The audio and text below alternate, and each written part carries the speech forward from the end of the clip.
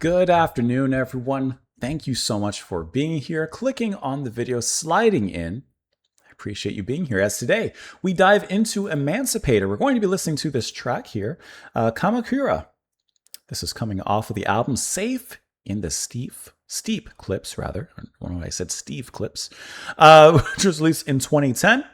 We are giving this a listen, as it was suggested, sponsored by Hiram. So Hiram, thank you so much for the request and for sending this one over. I appreciate it. I haven't heard of Emancipator, but I have the Bandcamp pulled up to give it a listen as well. And I have the album cover here. I don't know about you.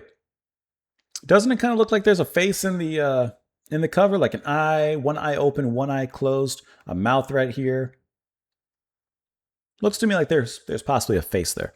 Anyways, let's go ahead and listen to the track. We'll discuss it a little bit after. Here we go.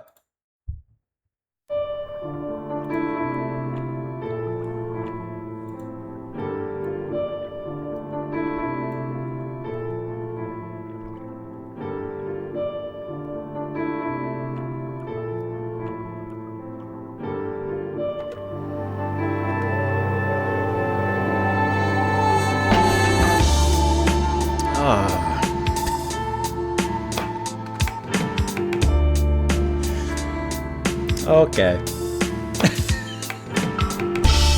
That puts a smile on my face.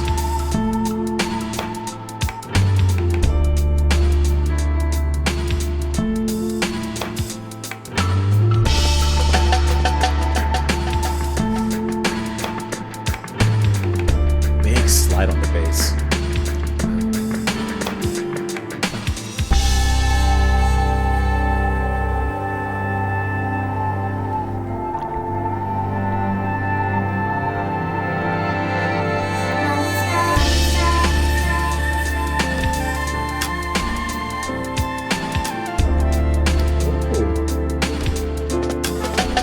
I like that synth there.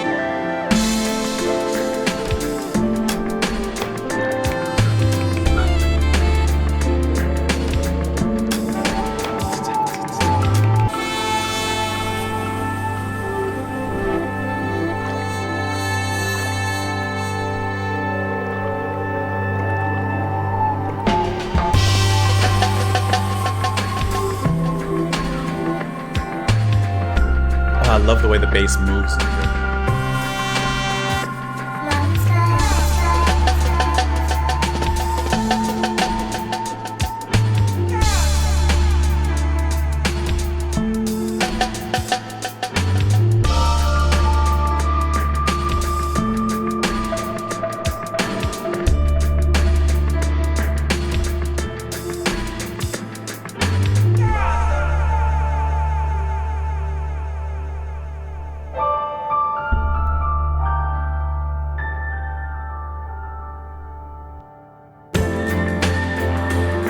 A lot of moments of space to kind of reinvigorate music too.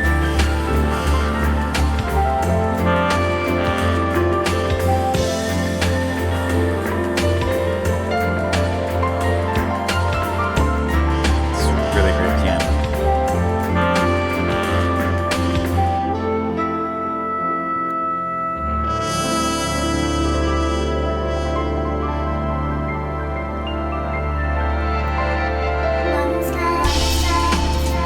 Love that backwards sample, bringing it back into the groove.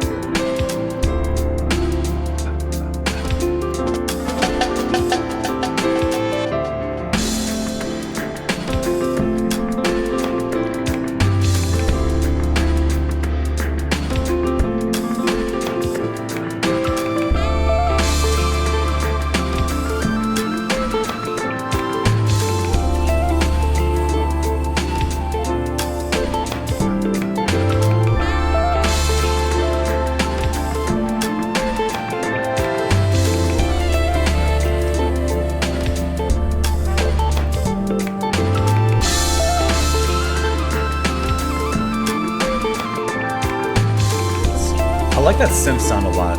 It comes through in a really cool, kind of jazzy way.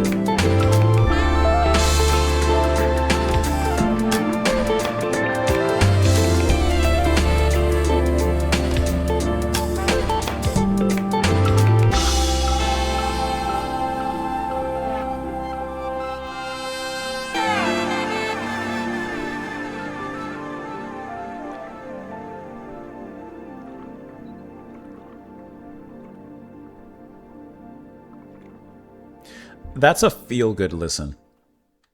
Can I tell you what I really enjoyed about that is the structure of it. It had a lot of hold and releases towards it. It had a lot of, play in the groove for a while, just make an absolutely blooming of melodies and sounds and samples and such, and then stop it, cut off the groove, allow a modicum of space, and kind of use that as a little bit of a launch pad to reinvigorate the next part. And so there's this kind of really cool trailing and leading in the way the music was spaced and how that was handled. And I think that every time it did so, it was almost like it was flipping to a slightly different picture. One picture, perhaps we have a lush forest with a lot of life teeming around. You switch to the next one, there's a waterfall, still connected to the forest, but now we're moving on, we're progressing, and there's a waterfall, there's a body of water. Flip to the next picture, and I don't know, we're at a lake or something. Like, it was just really cool how I thought that the instruments had a nice continuity there while still switching the scene with each of those times there. So from what I'm looking at the Bandcamp here, it looks like that, like this, everything is sampled for the most part, even though it looks like there might be some music actually being played in here as well. Kind of maybe has a mixture of both from what I'm kind of reading moderately here. So I think that that's really cool. You have obviously the saxophone, and some of those keys have really jazzy, like a new jazz kind of sound to it. And then you have the you heard that is I always forget the exact name of it, like the Japanese flute, the if I say what I think it is, it's going to be wrong. The shakuchi. It just the shakuhachi. Okay, shakuhachi.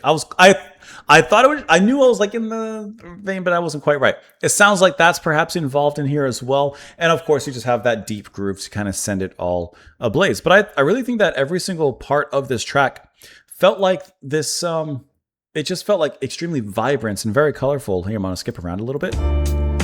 Okay, starting off in the nighttime streets of the city. Colorful in its own way, but dark. You're walking through the streets feeling cool. I love that bass, by the way.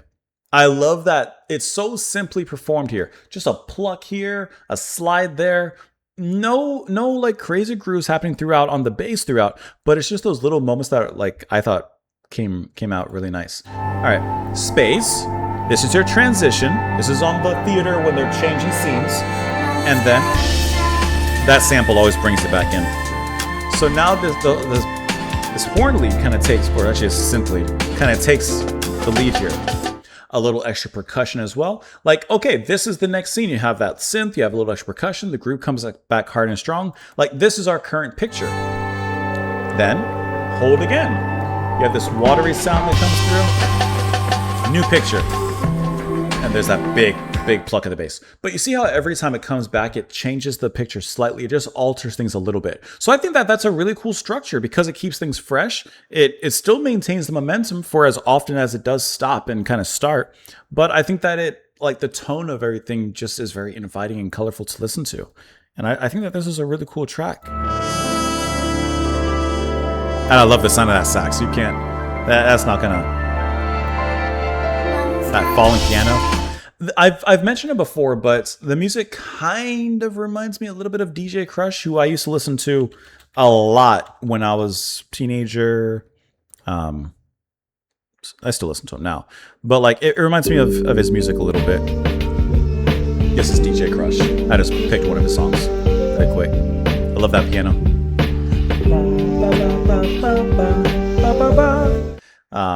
But yeah, just really fantastic. I really enjoy this, and I like this type of music. So, this is right up my particular stream. And of course, here is the album, of course, which I'll always link down in the description. It says it represents the tightest, most unique, most organic beats I've made in the last 3 years. The album has a new palette of sounds and samples from around the world, including more original recordings. There you go. Guitar, violin, mandolin, and banjo. And new guest artists, including Japanese jazz musician Uyama Hirota. It's ominous, overgrown, dense and ethereal, and epic, always epic. I think that this was a fantastic listen and a good time. You let me know what you guys thought down below. Comments. I appreciate you all being here. Hiram, thank you so much for the introduction and for the recommendation. Hope that you guys have a fantastic rest of your day. I'll see you later.